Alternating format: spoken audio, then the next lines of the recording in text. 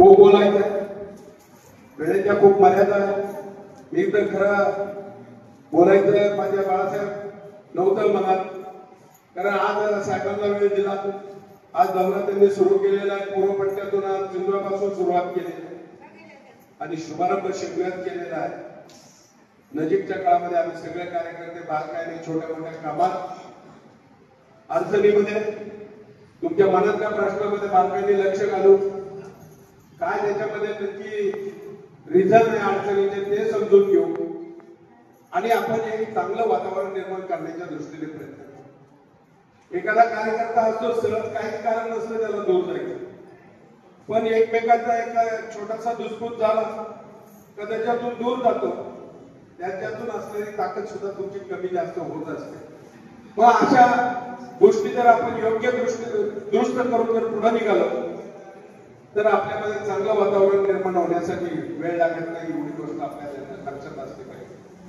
विकासाच्या बाबतीत तुमच्या समोर शाळेचा प्रश्न किती सहज गतीने जवळजवळ एवढे मोठे 73 लाख रुपयाची व्यवस्था त्या ठिकाणी, या कामाचं नाव घेतलं जाते, त्याची अमाऊंट सांगितली जाते. त्यावेळेस कधी कधी वाटतं 2-5 लाख रुपयावर विचार करणारी माणसं करोडो रुपयावर विचार करतात. 100% टप्प्या बदललाय.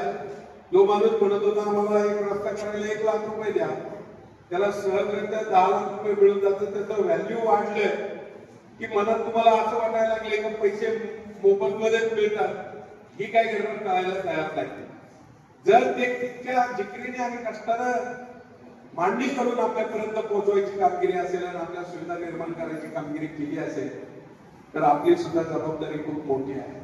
एखाद्या कार्यकर्त्यानं सगळं आपण जर एवढ्या सगळ्या कार्यकर्त्यांनी ठरवलं आणि या गावामध्ये चांगलं प्लॅनपूर्वक काम केलं तर मी तुम्हाला खात्रीने सांगतो उद्याचा जो निकाल असेल, उद्याची जी दिशा असेल, राष्ट्रवादी काँग्रेस पक्षाच्या पाठीमागे उभं राहील ही गोष्ट आपल्या लक्षात आणून देतो.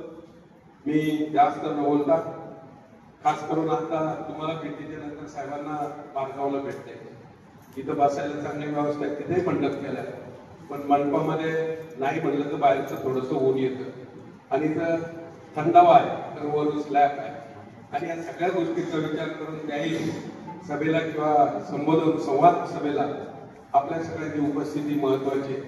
कधी कधी असेही ठरवायचं तासभर आपण पार्टीसाठी देतो, आज जरा जास्त का तुम्ही काही देते तिकडे ऐकायला, इथं आम्ही कदाचित काही जास्त बोलायचा प्रसंग नाही, कारण आम्ही 1-1 तासाच्या दरम्यान कार्यक्रम ठेवला होता. बरोबर 1.25 तास होऊन गेलाय.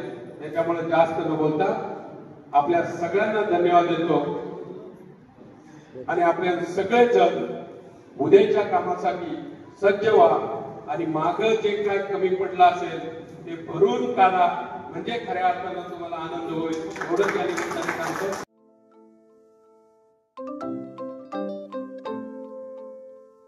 नवनवीन आणि ताज्या घडामोडींसाठी आज 24 तास सबस्क्राईब करा. त्याचबरोबर बेल आयकॉनवर क्लिक करा आणि मिळवा आमच्या बातम्यांच्या नोटिफिकेशन्स. तसेच आज 24 तासची प्रत्येक बातमी आपल्याला कशी वाटली हे कळवा. लाईक करून, कमेंट करून आणि आमच्या बातम्या शेअर सुद्धा करा.